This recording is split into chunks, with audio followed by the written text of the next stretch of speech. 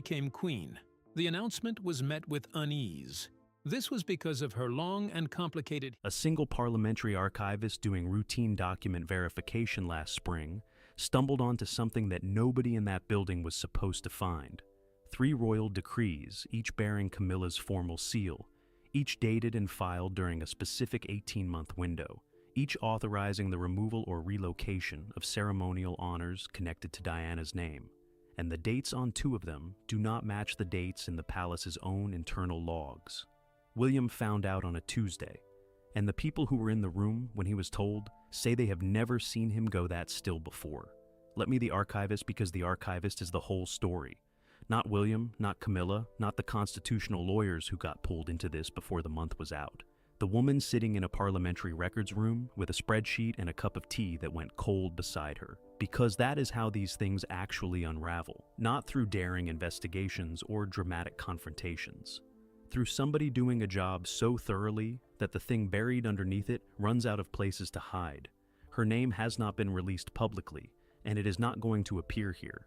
What has been confirmed through parliamentary sources is her role, a senior records verification officer attached to the Joint Committee on the Consolidation of Bills, a body so unglamorous that most people have never heard its name and would struggle to explain what it does if asked.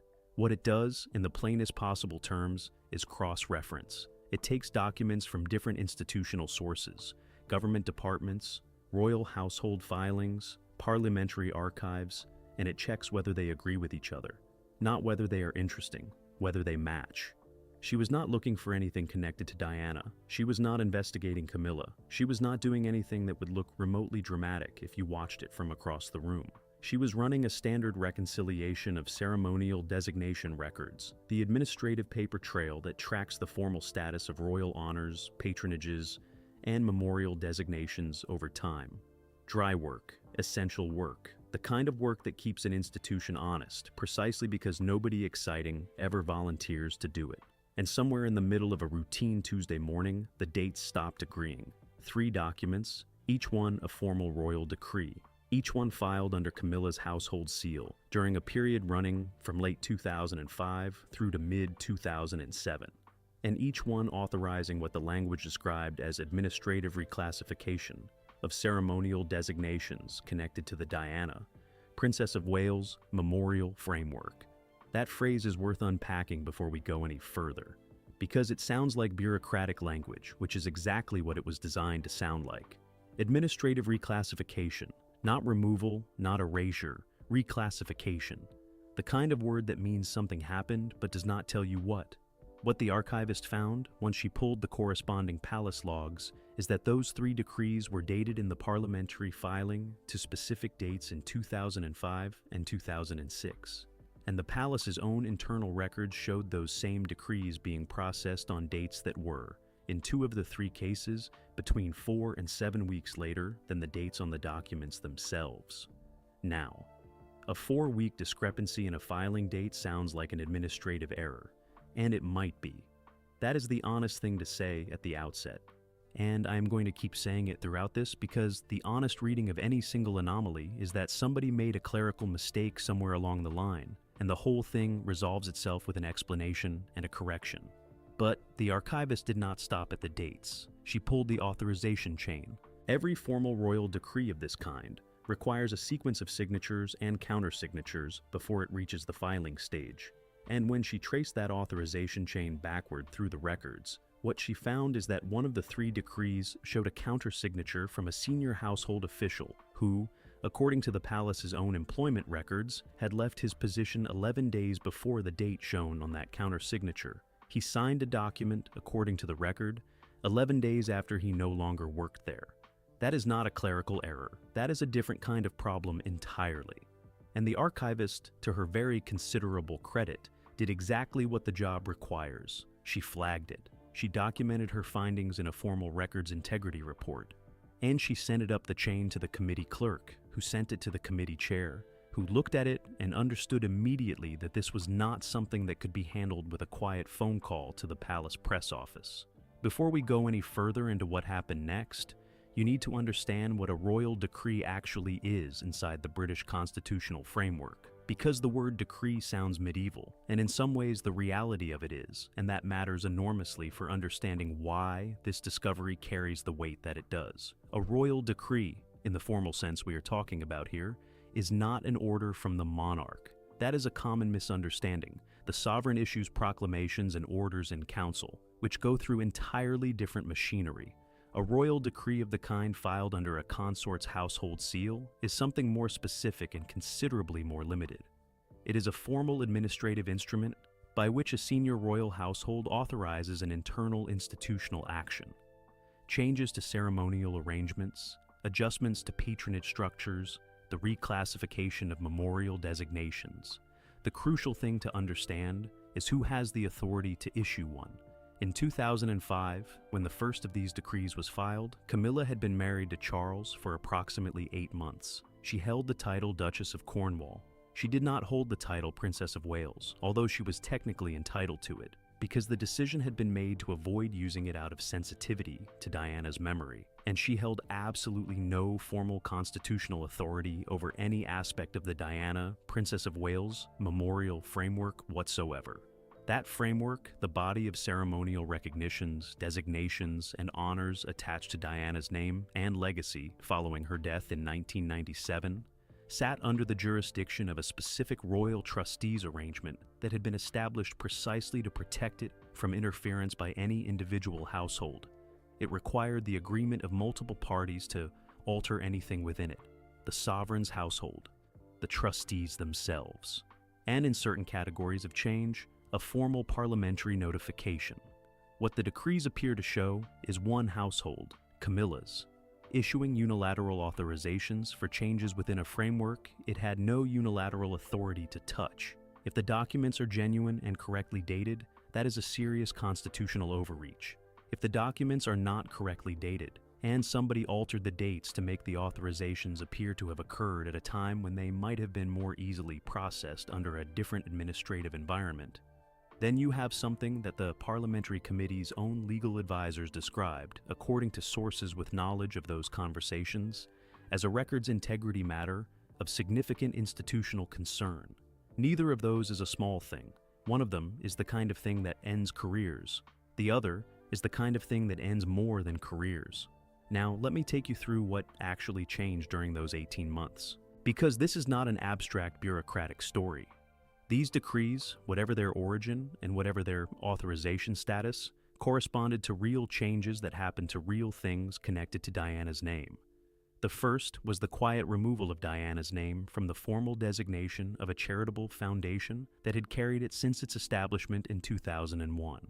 The name change was announced, if you can call it announced, through a single paragraph in a routine Gazette notice in the spring of 2006. It described an administrative consolidation. It attributed the change to a broader restructuring of royal charitable frameworks. It did not mention Diana by name in explaining why her name was coming off something that bore it. The second change involved the ceremonial designation of a memorial garden on the grounds of one of the royal estates, a garden that staff who worked there have described in the years since as having been Diana's particular space, a place she used, that she cared for in small personal ways, that carried an informal but widely understood connection to her. In 2006, the garden's designation was altered. It lost the informal memorial status that had attached to it in the years after her death. It became, in the official record, simply a maintained estate garden. The third change is the one that matters most to the constitutional picture, and it is the one that connects most directly to the decree with the impossible countersignature. It involved the formal reclassification of a set of ceremonial honors that Diana had been awarded and that, following her death, had been placed within a specific protected memorial category. That category existed to ensure that those honors could not be redistributed, altered, or administratively dissolved without going through the full trustees process. According to the parliamentary archivist's findings, the decree relating to those honors, the one bearing the countersignature from the official who had already left his post, authorized the removal of those honors from the protected category and their reclassification into a general administrative holding from which they could then be dealt with through ordinary household processes rather than the more demanding trustees arrangement. In plain language, Somebody used a decree to move Diana's protected honors out of the protected space and into a space where they could be altered quietly, without the full process, without the notification requirements, and without the level of scrutiny that the trustees' arrangement had been specifically designed to impose. And the man who signed off on that movement was, according to the palace's own employment records, no longer working there when he signed it. The archivist found the thread. What I want you to understand is what she did with it, because this is a woman operating inside a system that has enormous gravitational pull toward leaving things alone. That is not a criticism of the system. That is just the honest description of what happens inside any institution when a document surfaces that could cause serious problems for powerful people. The path of least resistance is always available, and it is always labeled something like insufficient evidence to proceed, or matter referred for further internal review, which is institutional language for the drawer. She did not take that path. What she did, and this is the detail that senior parliamentary officials have been quietly acknowledging to journalists over the past several months, is that she constructed a complete records integrity case before she showed it to anybody. She did not flag a concern. She documented a discrepancy with full supporting evidence and a chronological analysis that made the implications impossible to overlook. She cross-referenced the employment records herself. She pulled the authorization chains for comparable decrees from the same period and demonstrated that the process followed in these three cases was inconsistent with every other decree filed under that household during those 18 months. She identified the specific protective framework that the third decree appeared to circumvent. And she calculated, based on the documented timeline, the earliest date at which each decree could legitimately have been authorized, given the people whose signatures it required. Two of them could not have been legitimately filed on the dates they bore.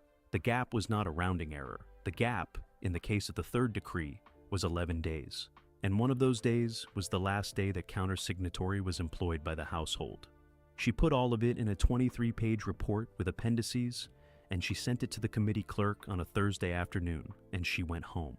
And by Monday morning, the parliamentary committee chair had read it twice and called his legal advisor.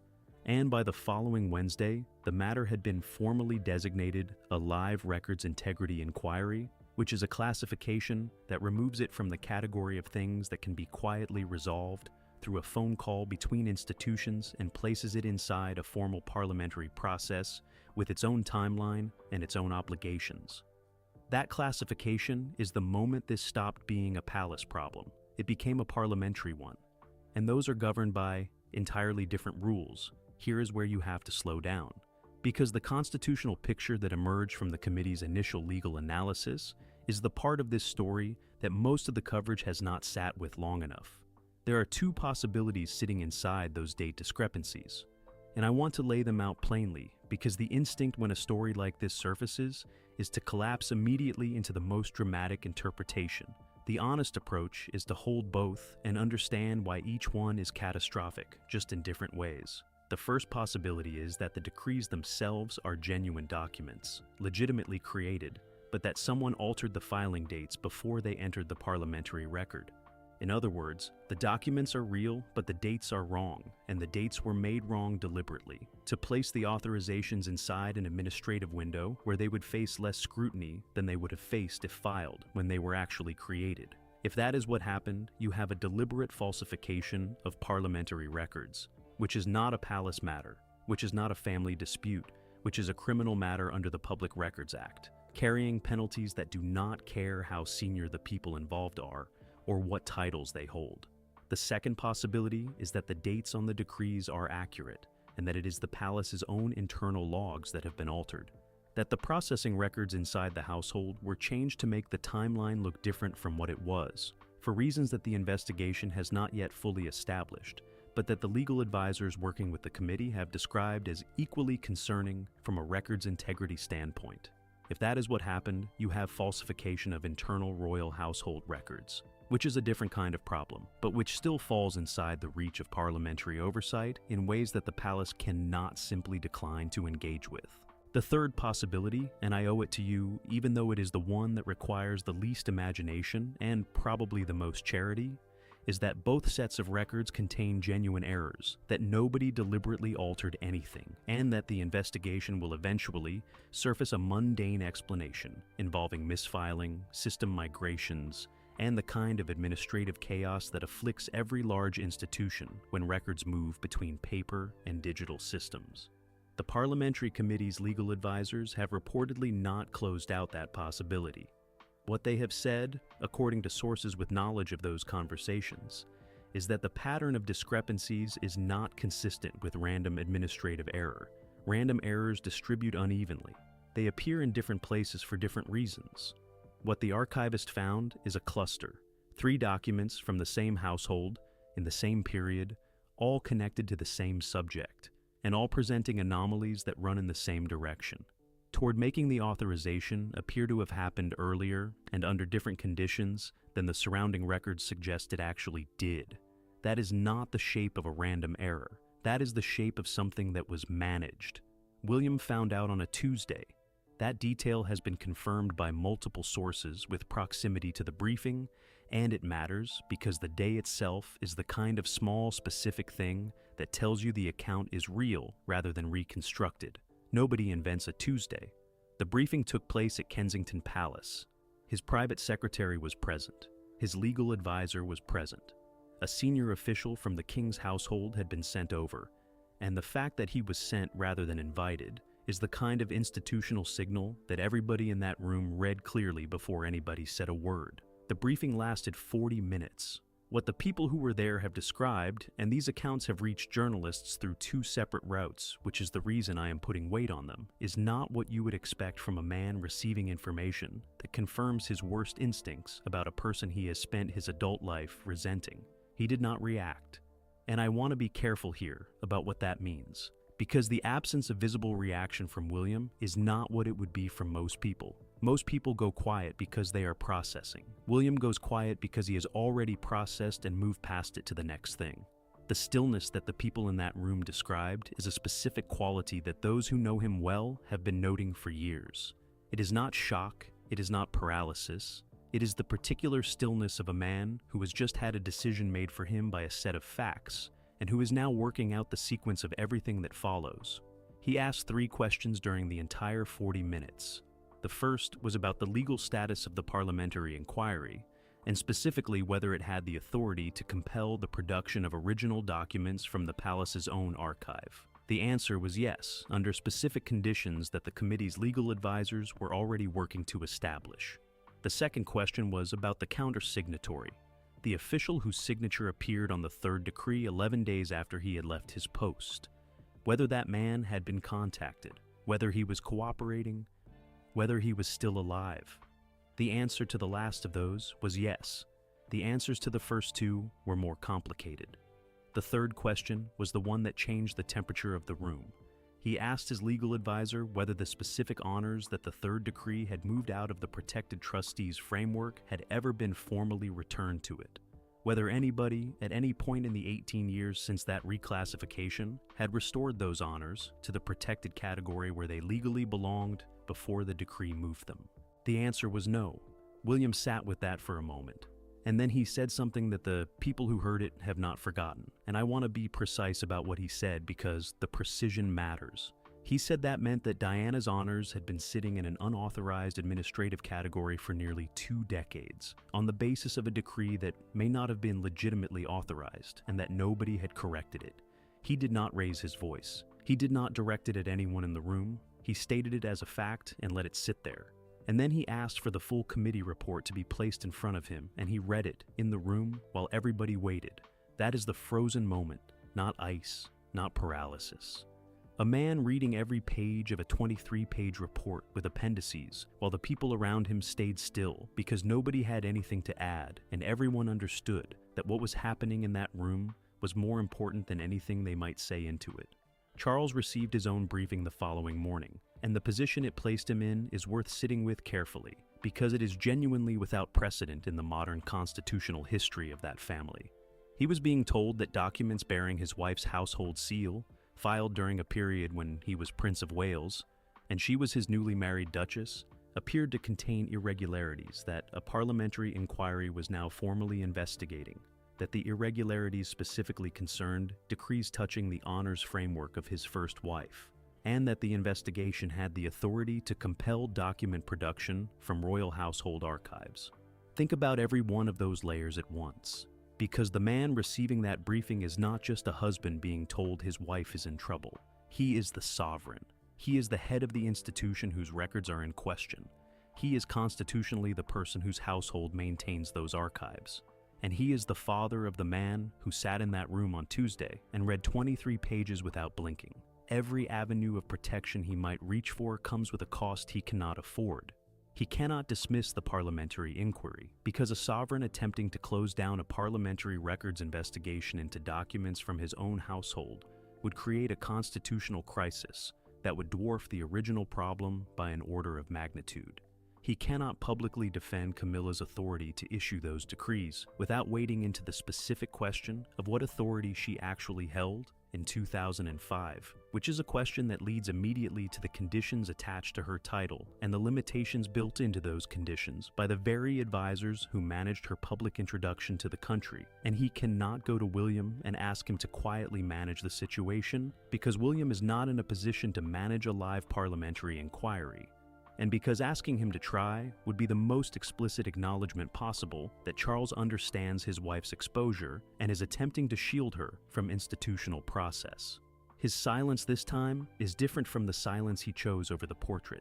When Diana's portrait went up on the wall and Camilla demanded he intervene, his silence was a choice about where his loyalty finally landed. It cost him something emotionally. It did not cost him constitutionally. This silence is not a choice about loyalty. This silence is the only constitutionally safe option available to him. He cannot speak in her defense without making his own position worse. He cannot direct the outcome of the investigation without becoming part of it.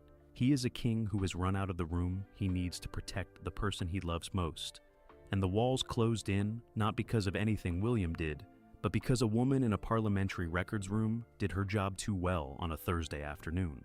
Palace insiders have described him in the days following his briefing as diminished in a way that goes beyond the effects of his ongoing treatment. A man carrying something he cannot put down and cannot share. Camilla is in the building. His son is in the building. The investigation is in the parliamentary record, and there is no phone call in the world that fixes all three of those things at once. Camilla's team put out a response that arrived at the committee through formal channels, worded in the careful language that palace communications use when the situation is serious enough that every sentence has been through a lawyer. The substance of it, as much as the formal language permitted substance, was that the decrees in question had been issued through appropriate household channels, and that any discrepancies in the documentary record were a matter for the relevant archivists to resolve through standard institutional processes, which is a sentence that sounds like an answer and contains nothing. The specific question that Camilla's team has not answered, and the one that the committee's legal advisors have been pressing for, is straightforward. Produce the original authorization paperwork, not the decrees themselves. The authorization chain that preceded them.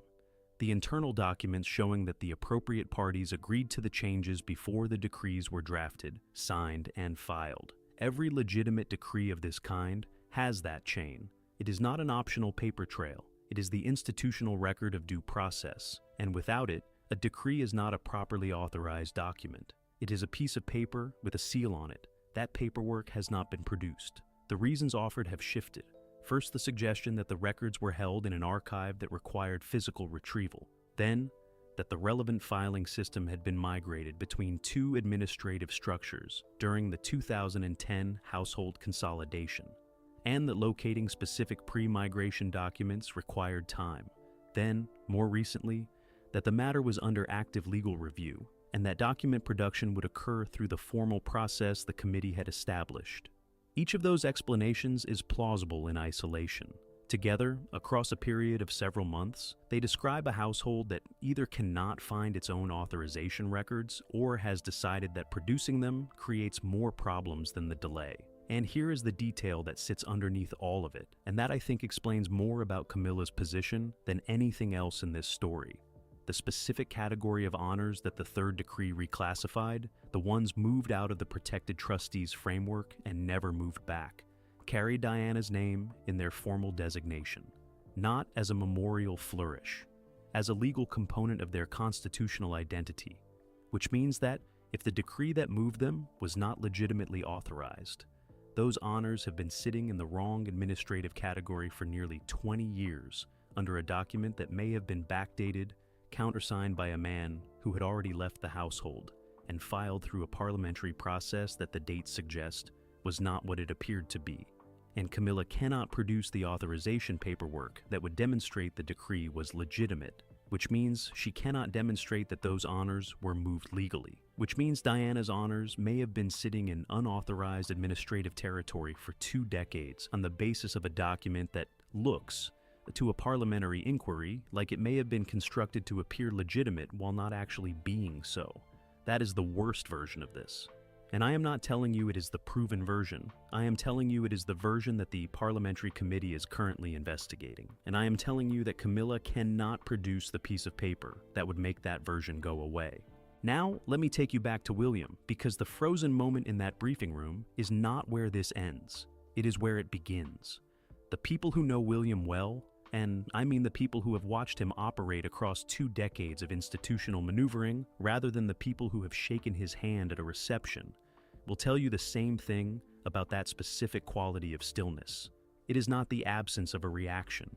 It is a reaction that has already completed internally and is now waiting for the appropriate external moment. He was frozen in the way a chess player goes still when they see the board resolve. Not because they are uncertain what to do, because they are deciding in which order to do it.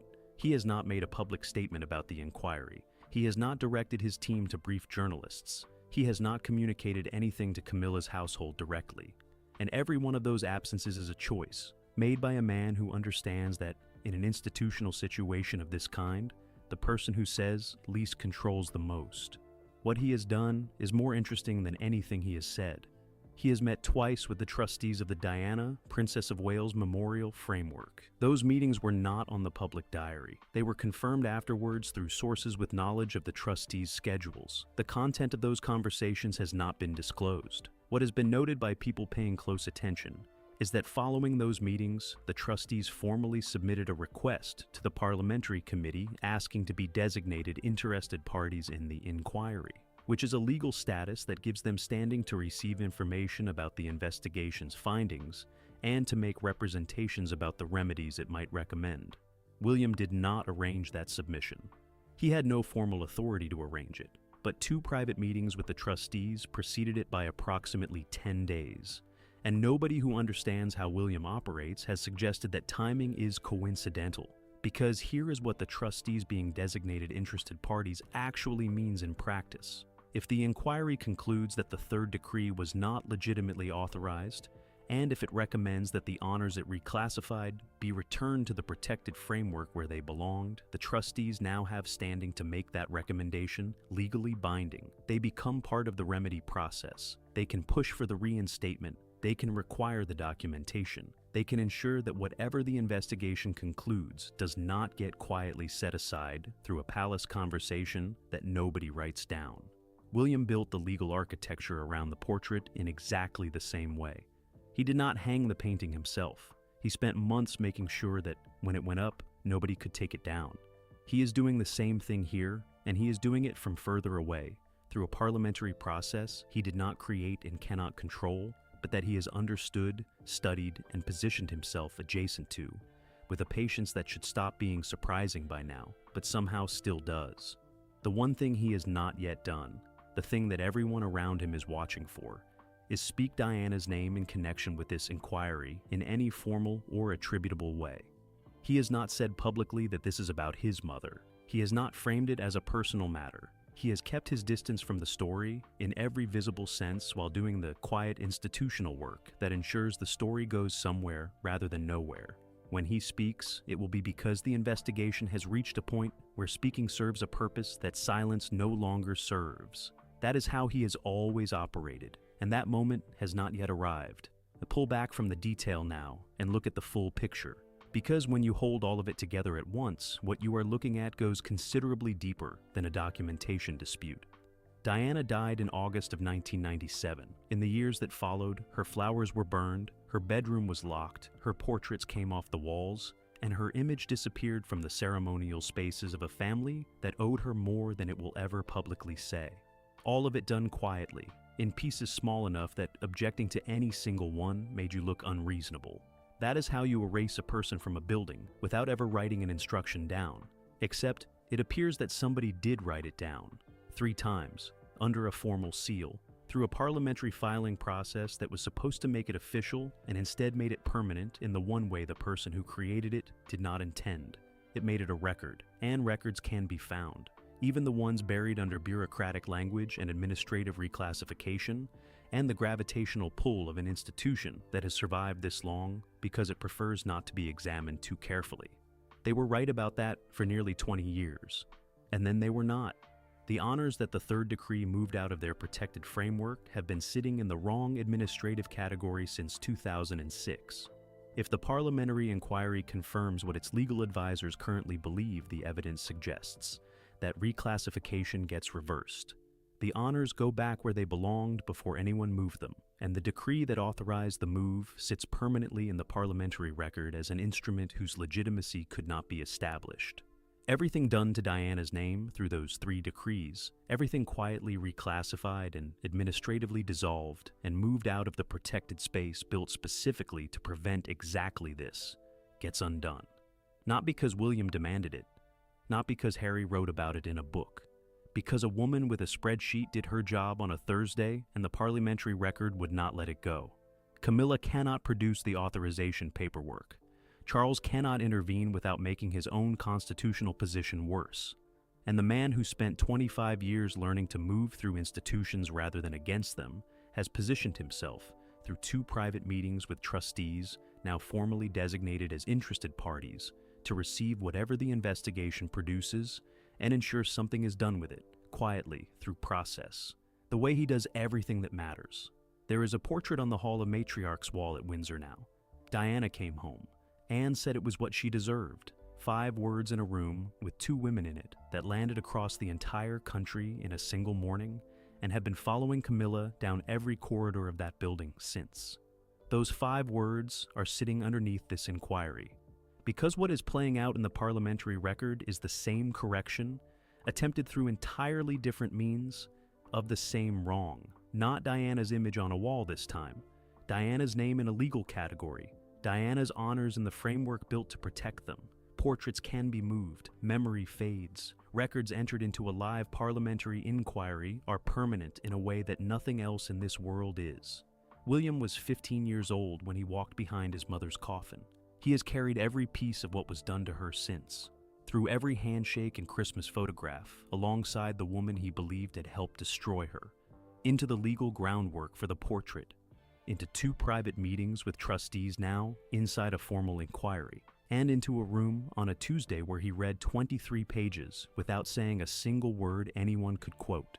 There is a version of this where the inquiry finds a mundane explanation and the whole thing resolves quietly. That version is possible, and I am not dismissing it. But there is another version. In that version, a woman who spent 25 years removing Diana from the building made one mistake. She put it in writing. The writing ended up in an archive, and the archive ended up in front of someone who did not look away. He will not say her name yet. He does not need to. The record is already